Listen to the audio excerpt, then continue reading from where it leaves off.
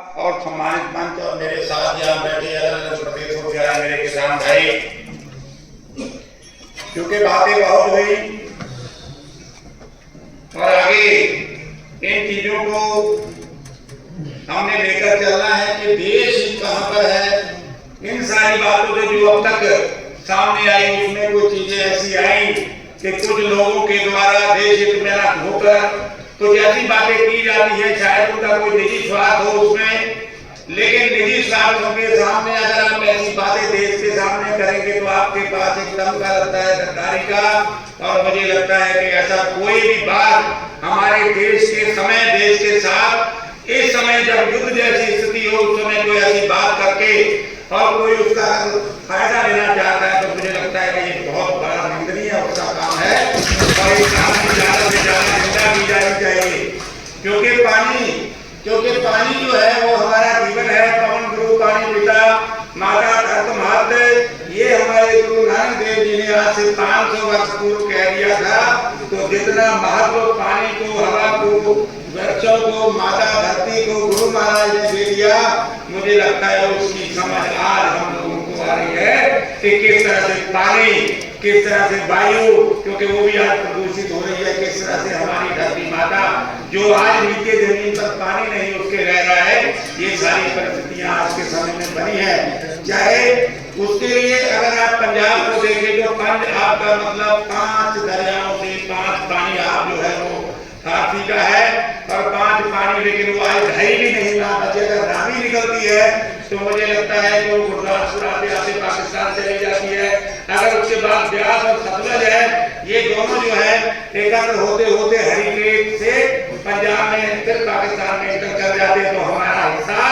बहुत छोटा हिस्सा था। मुझे लगता है कि जो आज हमारी सरकार ने ये निर्णय लिया है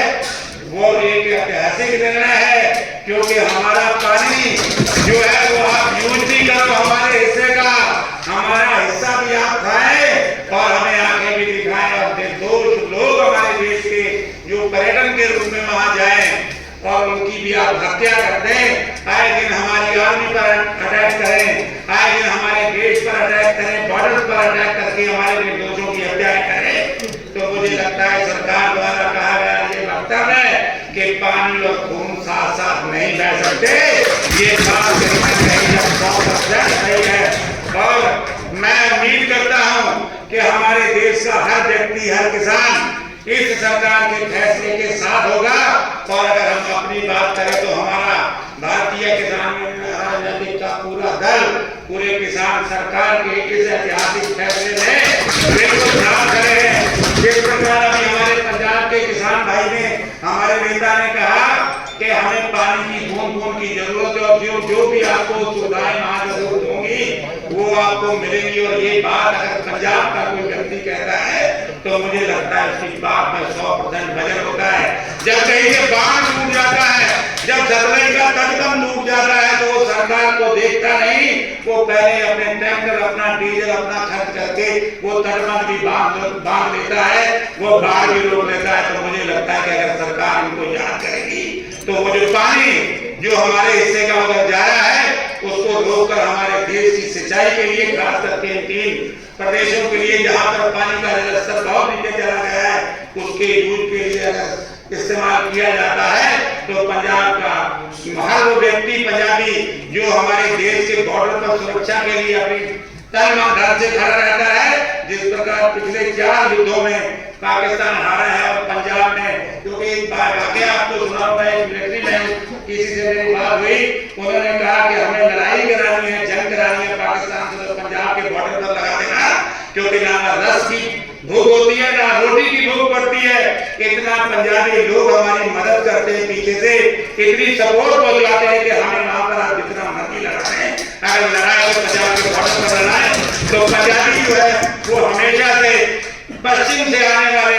जितने भी आक्रमणकारी से उनसे लड़ता रहा, तो उसके खून में एक ऐसा जज्बा और जुनून है कि वो किसी गलत चीज को बर्दाश्त नहीं करता, अन्याय को बर्दाश्त नहीं करता।